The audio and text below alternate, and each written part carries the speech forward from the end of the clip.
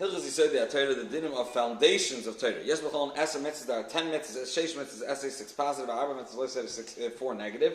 V'zel pratam, the details are Leida sheyeshem alikat, to know that there is a God. Sheyal machshav sheyeshem alikat zulasi acher zulasi Hashem. That there's someone other being, other deity. Liyachdei, to know that He's one. La'avai, to love Him. Liyirim, and to fear Him. L'kadosh shmoi, sanctify His name and to raise Him up. Not to desecrate His name, not to destroy things that His name is associated with and written on. To hearken to the voice of a Navi that prophesies in His name, and once you know He's a Navi, not to test Him afterwards.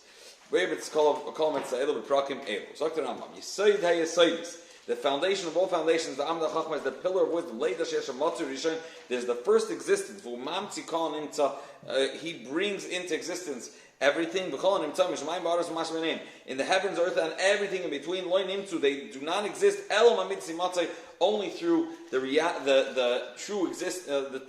truism of His existence.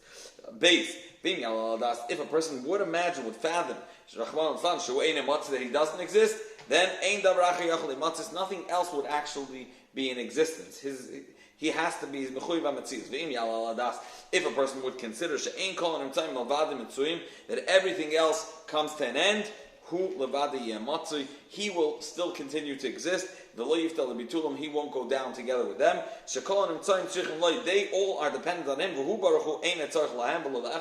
He's not dependent on anything else. His existence is a self one. His truth is not like their true existence. This is the intent of the Navi when he says, the Eibishter is true. He is the only truth. That means it's through and through and forever. There's no other one that has truth like His type of truth. The Torah says, there's nothing but Hashem. There's nothing as true and on his caliber like Him that could be compared to Him. Hey, this being that we're referring to, is the God of the world. The ruler of the world. He turns the Galgal, which is the sphere, the way the Rambam is going to describe later on in the next two prakim, how the whole galaxy moves from one to another and affects one to another. There's a Galgal Kloli that makes everything move, and He, so to speak, controls everything. He controls everything. The Korshen Lahefsek with might that has no limit. Shakalgal Seiv of Tamim. The Galgal, this galaxy always turns. It cannot turn. It cannot move without someone causing that. He causes it to turn, but not with physical might and with a hand, with a body. Knowing this, the knowledge of this mitzvah says a positive command to know that He is the God. Anyone that imagines there's a different power aside from Him. Transgresses a prohibition to envision a different deity, a different God in place of the Eibishter. He's a heretic, and he's denying the true. And the Yesodei of Yiddishkeit. This is the root. This is the foundation on which the entire Yiddishkeit is based. Halacha Zayin. He's one and not two. Not more than two. He's one, but when we say one, when we say one, it's not like the oneness of anything else that exists in the world. He's not one that's built up of a whole bunch of different parts, and now that's why He has one general tzura. And not like any other being, that even, let's say, if it's one material, but there's different parts and different sides. There's no other type of oneness like this one. If there were many gods, then they would be separate from one another. Because if they're equal and they're exactly the same, then you can't count the difference between them. The way they're counted is when they have some end and the next one begins. The things that happen to them and the way they're formed differently, and their process and their involvement. If the Eibishter was a body or a being, he would be limited, just like He would be limited in space. He would be limited in His existence. For how long? Because they change, as he's going to explain. It can't be a body that is limited in space that's not endless. And if the body has an end, also his power is limited. The Eibishter, blessed is his name, Baruch Shemai, just as his power, his might, doesn't have an end and does not stop. So the galaxy is always moving, and you see it doesn't diminish, doesn't go. So his koyach is not the power of a physical body. The hoyla ain't a goof, being that he's not a physical, but sees and therefore, like we said earlier, when they're different from each other, so things affect them differently in their process and the way they evolve. Being that Davish is not a Metzias, things that happen in the world don't affect him at all, and not in this way or the other, and therefore he doesn't change. Therefore, we're mukhrach to say that he's only one and he's the only existence, like we said, because if there's another existence, then he is limited. And this is his end. This is where the next one starts. Kaviyachol. Knowing this concept is mitzvah. Says the positive mitzvah of liyachadoi, to know Shenem Hashem Elokeinu Hashem Echad. He is the real and true one. That there's no other existence on that in his sphere. It's spelled out clearly in Torah and Nevi'im. She'ein HaKadosh Baruch Hu guf v'gviya. He's not limited. He doesn't have a body, a form. Shenemar ki Hashem Elokeichem. God your God. Hu Elokim b'shamayim malo ha'aretz mitachas.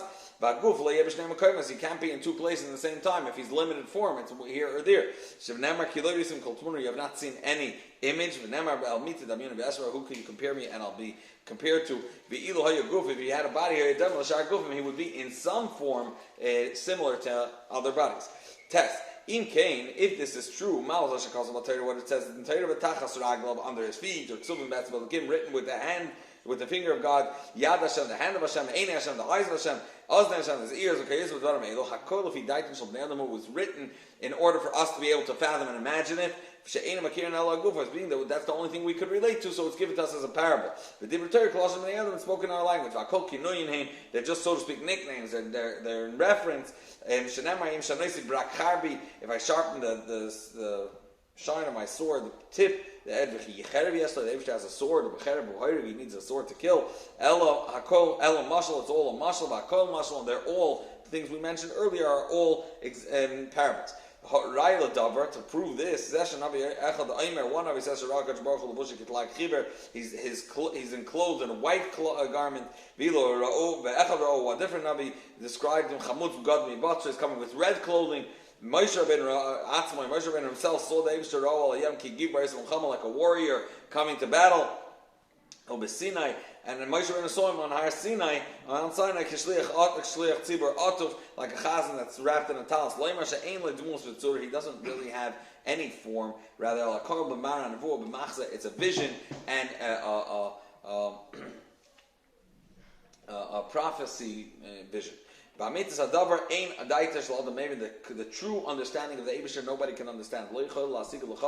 We cannot understand the depth and try to even delve into it, because again, if anything, we have to grasp something by its limits to be able to differentiate between other things and try to compare them and understand it from different sides. The Eibishter has no limits, so we have nothing to grasp on. That's what the Torah says. The delving in and understanding the depth of the Eibishter, can you find to be able to find something, you'll go deeper in. If this is true, what was Moshe Rabbeinu searching when he asked Sha'amar, show me your glory? So Rambam explains, he wanted to know the true existence of the Eibishter. He wanted to feel like he knows the Eibishter's existence, not just through proof, but he can recognize it. Just like a person knows someone else and someone else, you saw somebody and you see the image of his face, you can reconstruct it, you know exactly how it is, you can envision it. That he can differentiate between him and he's distinguishable from the rest of the people. That's what Moshe Rabbeinu was searching for when he asked, he should be able to distinguish the Eibishter and, so to speak, have a true vision. From everything else that exists. That way he'll know the truth of the Eibishter's existence in a way that's tangible for him. The Eibishter responded, it's impossible for the the mind of a living being to comprehend, because a person is limited. He's connected from a guf and a nefesh, a body and a soul. To understand this, when we're limited, our whole vision is limited, the tools we use are limited. However, the Eibishter did notify him, what no man before him or after him would know. He did understand something about the true existence of the Eibishter, and his request of knowing the Eibishter different from any, distinguishable from any other creations was answered. Because he saw, so to speak, the back of the Eibishter. And he saw the entire body. That was the mashal that Moshe Rabbeinu saw. You'll see my back, your face I will not see. So he obviously didn't see the real emes of the Eibishter as he would see from the front, but to a certain degree, he was able to distinguish the Eibishter and recognize a type of nevuah that no other Navi had, that usually it's just a mashal as opposed to what Moshe Rabbeinu saw, part of the real Netzias of the Eibishter. Yud Aleph, the Kivin Shizis Bar Shein Go V'Gvia, once we establish that he's not a body, anything that happens to the bodies will not happen to him.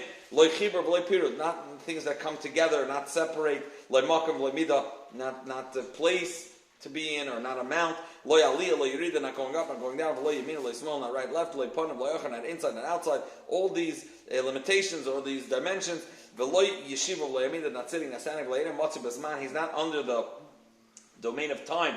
The beginning and end, amount of years, it doesn't change.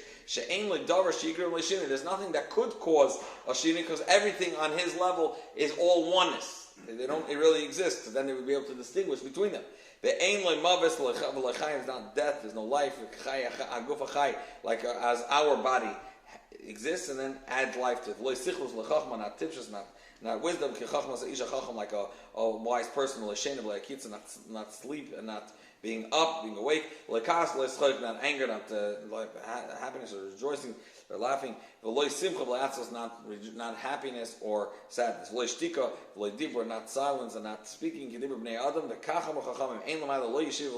lashon is that above there's no concept of sitting or standing, and on the back of the neck and not ipui, being tired. Yud Beis. Being that this is the Metzias, anytime it's mentioned in Torah, different forms, it's all in a way for bringing it to our understanding. The one sitting above in heaven is laughing, or they angered me with their nothing. How the Eibishter rejoices. On all this Chachamim said, in reference to this, they said, the Torah spoke in the language that people would understand. Me, you're angering. The Eibishter doesn't change. If that would be true, that sometimes he's angered and sometimes he's happy, so then the Eibishter has changes in him. And if there's changes, then we went through earlier that limits him. And then there's distinctions, there's changes, and there's things that he's, so to speak, acquires from outside, things that affect him. Is not true by the Eibishter. This only exists on our level of bodies, low bodies, and Phelim and Hashfalim, the Nidrik of Shechne, but the Chaimer, those that dwell in physical, so to speak, receptacles, which are us, Asher Offer Yesodei, which are all created from and founded in earth. He's blessed and aloof of all this. Perik Beis Halacha Aleph. The God that's the royal and respected and awesome God, mitzvah la'ava l'yira oiseh. There's a positive command to love him and to fear him. You should love God your God. You should fear him. How do you love him and fear him? And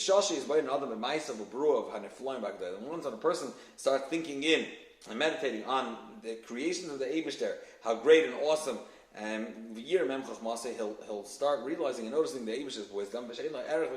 He has no grasp and no even way to evaluate it and has no limit. Right right away he loves the Eibishter and starts praising him and beautifies. He has a tremendous urge to draw near and to know more about the Eibishter.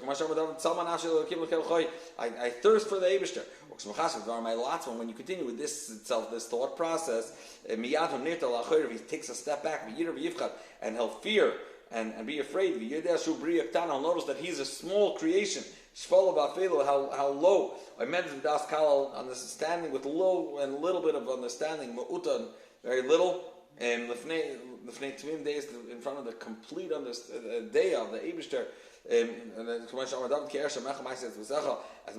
David described, when I see your heavens and I see the creations of your hand, and then right away the outcome was, David continues, who's man that you should reckon with him and notice him. Therefore, says the Rambam, I'm going to explain details of the creation of the world so a person should be able to be mizbayim and reach Avas Hashem. Should be an opening for a person to understand and start loving the Eibishter, as we just described, that this will lead to the love of the Eibishter. That through delving and meditating on his creations, you'll get to know the Eibishter himself, because you yearn for him and want to move closer to him. Gimel, everything the Eibishter created in this world, there are three general categories. Mehem bruim, there are those that are those creations from matter and a tzura and a form. It's more spiritual. Okay, they will continuously disintegrate and change. Like bodies of men, animals, vegetation, and metals. Then there are the second category of creations. They are also from matter and from form. However, they don't disintegrate and change forms and develop. They will always maintain the same matter, and they will not change their physical form, their existence. Like the previous ones we mentioned, like people. What are these? This is the category of the Galgalim HaKachavim, the galaxy and the different stars, and the mazalas that we're going to see. The Ein Golmon Kishar Glamim. Their form, their Rambam learns, and we're going to see it later in length. The Rambam learns that they're gashmis, even though we see a certain tzura, shape, but it's not the regular gashmis as we know it. It's much more of a spiritual one. And their form is not their goylem, their matter is not like our matter, and their tzura is not like our tzura. The Rambam learns they have understanding, and they're much more spiritual, etc. As the Rambam will describe. And this is the highest one, or higher than this, is tzura beloy goylem klal. That this tzura is just a form, but without any physical substance. These are the angels that they don't have a physical body. They are different. They're different in forms from one another. They're different concepts. They're different ruchnistic tzuras, but they don't have any physicality to them. When it says they saw a malach that was like a fire with wings, etc., is all in the vision of prophecy. They're like a riddle. It's all saying that he doesn't have a physical being, so that's why we can relate to when you say fire, which is the most spiritual between the physical beings. It's not heavy. It's not real fire, and even the Rambam is soon going to say that the malachim, maybe they're made from two tzuras, from eish and ruach, because they're more spiritual, but even that, and even the way the Rambam is going to describe soon that there are galgalim, there's galgal eish, it's a more spiritual form of eish. It's not the physical form as we know it, as I just said. The Rambam learns that the galgalim is a different type of, their physical matter is different than ours. So how do you differentiate between malachim if they have no physical being? They don't have a body. The truth is their existence is different. Each one has a different recognition of the Eibishter and different appreciation, so to speak. They're on a lower level than their friend. And not only that, each one exists from the existence of the one above him. They're derivative of the different levels of the Eibishter. And therefore, Zelamalam is that one is above the other. They all exist from the koach of the Eibishter, B'tuvah, and his kindness. One guards from on top of the other, because each one brings the next one into existence. That we said when we said by the malachim that each one is a level below the other one. It's not referring to physical place. Like a person sitting above his friend. When you say about two wise people, one is greater than his friend in wisdom. His mila, his virtue, his higher virtues than the other one. Like the cause is higher than the effect. It doesn't mean that it's in physical space higher. Being that it caused it, it comes first. It has its mila over it. Now, therefore, the names of the malachim are not based on their shape or the way you look at them, because they have no physical form. Rather, based on their mila, based on how much they connect to the Eibishter, how much ruchni is based on their virtues. The highest level is Chayes HaKodesh. These are names of 10 levels of Malachim. Now the Ishim is the lowest one, and that's the one that comes the Mara and Nevuah into the mind of the Navi, and therefore it's like Ishim because it connects to the person. Ish. These are the 10 names that Malachim were referenced to in Al Shem Esam Maila Shalayim, and it's on the name of the 10 virtues and based on their 10 levels in their hasagas. The highest one, which there's nothing above it, that's the highest one, which is called Chayes. That's why it says in the Nevuah, in the vision, prophetic vision, that they're under the holy throne of the Eibishter.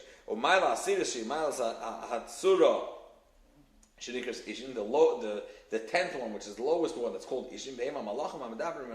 Those are the angels that, so to speak, talk to Nevi'im and what they envision when they see the Nevuah, but it's all derivatives of the Chachma of the Eibishter based on their level. Therefore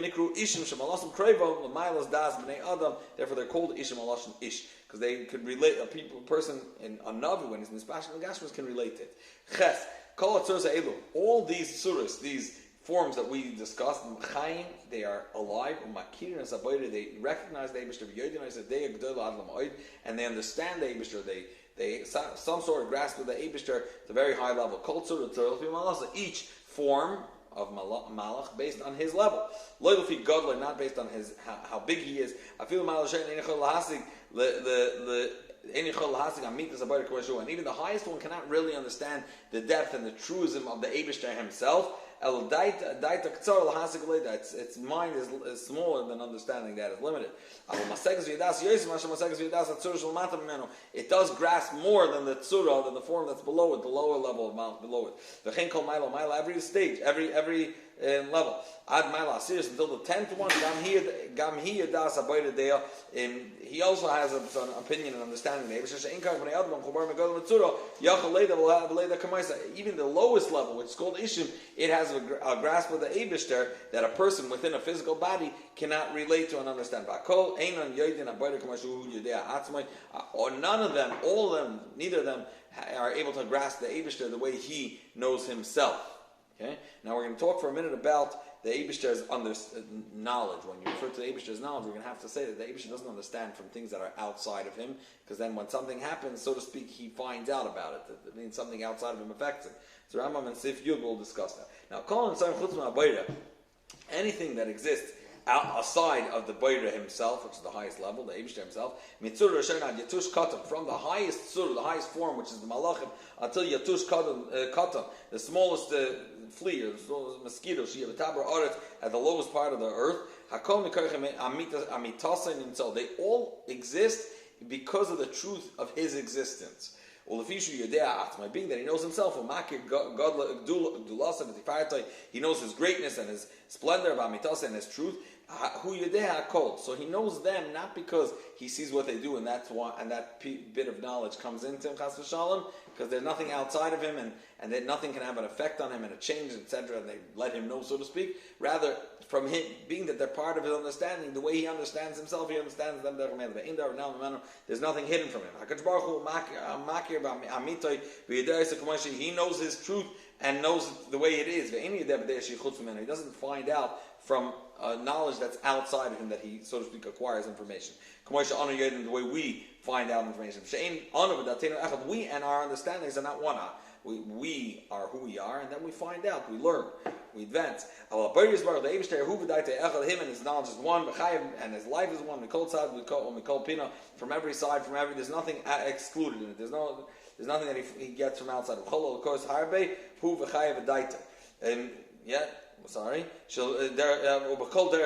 in the way of oneness. If he would be living with life, that so to speak breathes life into him, or find out from things that happen outside, and then he finds out about it. There would be many gods. He's not the God, so that's his life. So him and his life are two gods. That's not the Metzias. He's one. In a way of true oneness.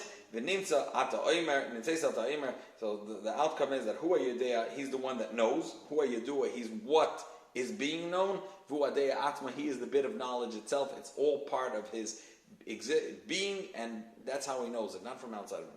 Hakol Echad, it's all one. We don't have words in our mouth to explain this, and we don't have the ability of our ears to even understand this or to hear it. For a person to understand it clearly, we could just understand Yediyas HaShlila, it's impossible to be otherwise. Therefore it says when they swear, they say by the life of Parah, by the life of your soul. It doesn't say by the life of the Eibishter, Elachai Hashem. The Lashon Shvul that was used when it's referring to the Eibishter is Chai Hashem. As the Eibishter is alive, that's how I'm going to do this and this, or that's this and this is going to happen. But not Chai Hashem, not in the life of the Eibishter, because in the life of the Eibishter would sound like the Eibishter is one existence and he is alive the way we are alive. The life comes in. She'ein haboyru v'chayev shnayim. He's not two k'machai aguf v'chayim. Like any other bodies that live, or chayim malachim, even like the angels. Lefichach ein makir abruim v'yoyda machmas abruim. He doesn't know from the creations. He doesn't find out about what's going on by the creations. The way we find out things. He knows it from within himself. Lefichach mipnei yedea atzma yedea kol. From the way he knows himself, he knows everything. Everything is dependent on his existence. That's how they're reached. Now, Yud Aleph. What we explained in these previous two prakim, they're a drop in the sea, in the ocean. But it's a pesach. They're considered the mice of the chariot. The chariot, that's the way it's called. And this is just psachim, says the Rambam, to get to know how the Eibishter, so to speak, the Mechuva Mitzvah is about the Eibishter, and that brings us to Avos Hashem. Yud Beis. The previous Chachamim, they commanded,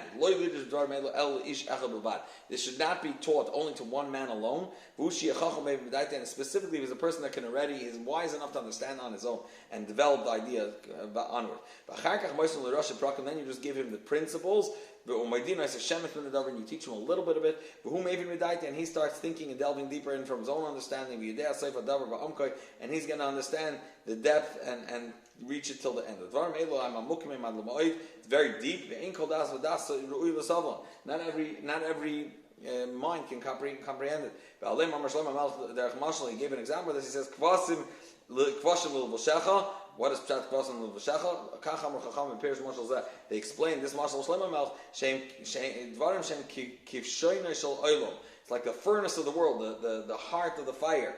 That should be like your garment. That should be cleaved to you and just keep it personal. Do not teach it in public. For you yourself and not for foreigners. Honey and milk should be under your tongue. These things that were considered like honey and milk, you keep it to your personally under your tongue. Hagalgalin, these are the galaxy, the like peels, the circles. We're going to call them Shemayim, Verakia, Ozvul, Varaves. There are 9. They're referred to by these 4 names, and they're really 9 different Galgalim, which are Galgal HaKorev, Mimenu, Hu Galgal HaYireach. The closest one to the earth. Vasheni l'mayla Galgal. It's called Galgal Shaboy Hanikra Koichav, or star. Galgal Shlishi l'mayla Noiga, Lashon light. the Galgal Revi Shaboy Chama, that the sun is within that Galgal, and you shouldn't consider, don't imagine this, envision this like a track that the sun is on it.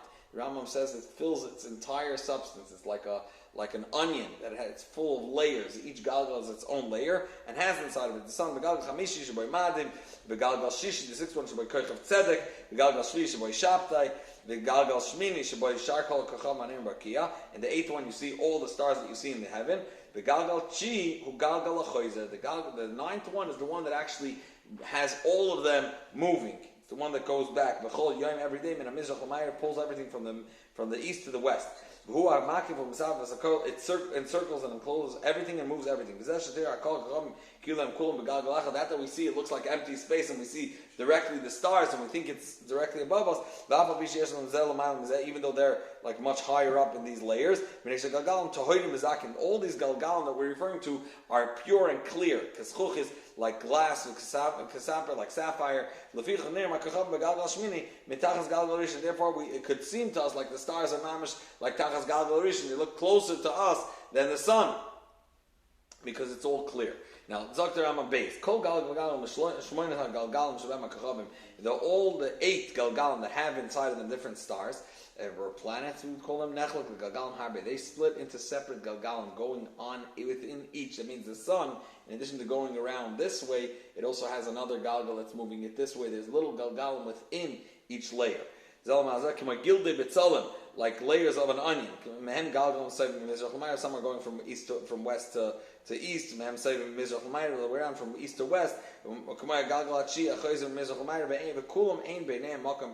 There's no extra space between them. They fill the entire space. Now, again, the Rambam learns that this is a spiritual space. It's a spiritual existence and form and matter. They're not heavy, they're not light. They don't have a color. Not black, not red. Is there any other colors? It seems to us blue. It's just based on from the way we're looking. If you go from how far it is, that's the way it seems to us. They don't have a taste and a smell.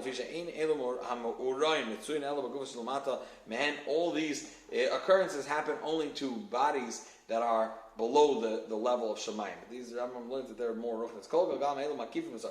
They encircle the world. They're round like a ball. The world is smack in the middle. Some of these Kachavim have their own little track that they go on, and they don't encircle the entire world.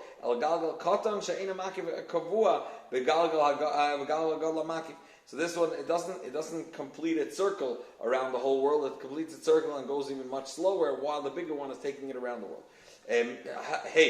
Mispar kol galgalim makifim is kol ha'olam shmona. So there are 18 galgalim that encircle the world, around the world. Mispar galgalim maktanim she'einu makifim shmona. There are 8 smaller ones that are smaller tracks, so to speak, that don't encircle the whole world. When a person knows the amount that they turn and how far they go, etc., and how slow they move, and how they go to the south and to the north, and the other way around, and how far and how near they are to the world. I mean, sometimes the circle is not just on the tilt; it could be going down lower, closer to the world, or farther. From this, we can figure out how many galgalim there are, how they move on their track, and the way they surround the world, the way they go around the world. The astrologist and the wise men in Yavan, they compiled svarim on this. Now, halach of Vov, Galgal Achi, the 9th one, Shumakim Zakol, that it circles everything.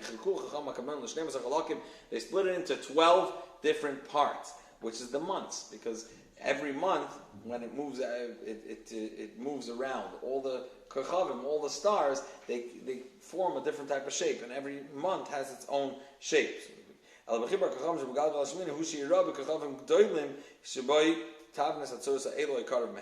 given 12. Sorry, I lost Each one of these 12 parts, they gave it a name. Based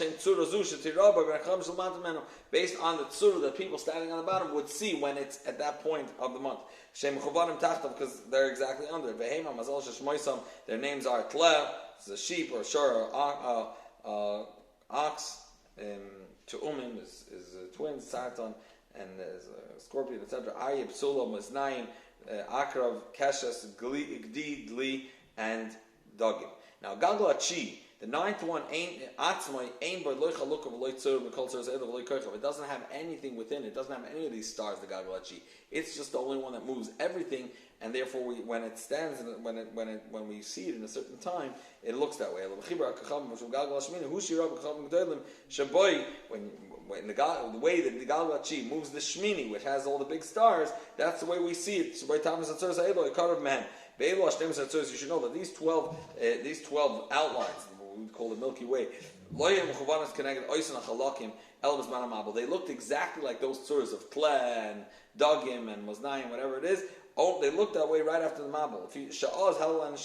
That's when they got these names. They've veered off a little bit. Each one is going slower than the other, and therefore they're not exactly in the same place. They're always moving. Some of them are moving in a very heavy and slow way. The mount of the sun or the moon moves in one day. Every star would move in 70 years, so it really goes slowly off that exact surah. Now, from between the stars we see there are small ones, that the world is bigger than them. Bigger stars, that's greater and bigger than this world many times over. The world is bigger than the moon, 40 times bigger. 170 times the sun is bigger than this world. And Nimtza, according to this cheshbon, that the moon is 40 times smaller than the world, and the world is 170 times smaller than the sun. So the Nimtza Yereach, the moon, is Echad Misheshes Alafim Ushmoina Meis. It's one of 6,800 hundredth of the sun, Bekirov around. There's no star that's bigger than the sun. And not a star that's smaller than the star that's in the second Galgal. Now, all of them are Baalei Nefesh. They have a soul, V'dei and understanding, V'haskel, and they have deep understanding. They are alive and they understand. They stand in Makirinus Misham. They understand the Abish that created the world. Obviously, each one based on his level. And they actually beautify and praise the Abish, their creator. Just as they know the Abish, they are self-aware. And they know the Malachim they understand the levels that are above them. Now the das, the understanding of these kachavim and the galgal and the stars and the galaxies are meuta. It's less than the understanding of the malachim u'gdolim. That's beyond, however, it's greater than the understanding of bnei adam, people. Barak kela mata migalgal hayareach goyim echad. They actually created under the galgal hayareach another series of layers. It's not like the galgalim that are above. He created 4 forms for this surah and for this existence, for this matter. And this is going to be Eish Ruach Mayim Afer, but in their spiritual form. This is what the haTorah refers to when he says in Tanya that the candle yearns upward because it wants to go back to its source. That's Galgal Eish Tachas HaYereach. This is referring to what the Rambam is saying here. And each surah was made with part of this, a little bit of this matter. Tzura Rishon, the first one is Tzura Sa'esh, the form of fire. It got a little bit of the actual matter of fire. And B'niyam Mishneim, Gufa Eish, and then afterwards, when it's in the world, it has the body of Eish. Tzura Shniya, the second form, is form of Ruach, of wind. It got connected a little bit with physicality. B'niyam Mishneim, Gufa Ruach. The Tzura Shlish is Tzura Samayim. And then it has a little bit of existence of Mayim L'mayla. B'niyam Mishneim Gufa Mayim. Tzura Ravi is the fourth form. Is Tzura Sa'aret. There's the earth. The Schaber B'Miktasa B'niyam Mishneim Gufa Aret. when the physical and the spiritual come together, it has sort of a form of art. Nimsa l'matam and rakia arba gufim mecholakim. And now under the rakia, there are these four types, these four layers. Zelamayim is that one above the other. And each one surrounds the previous one. So there's Eish, there's Ruach, there's Mayim. Each one is surrounding itself completely. The next one completely. The one that's closest to the moon is the Eish, that's the most outer one. The closest to the world is Gufa Aret. There's no empty space between them. Again, they fill with matter, but more spiritual matter. It's not the regular Eish that we have. They are unlike the Galgalim. They have no soul. They don't have an understanding. They're just creations. They're like dead bodies. They have their own nature. He doesn't know. They're not They're not self-aware. He doesn't understand himself, and he can't change anything. Praise the Abisham in the world. What he's saying is praise and sons of man, praise the Abisham from his might. Shetiru ba'esh, as you see in the fire, babara than the hail.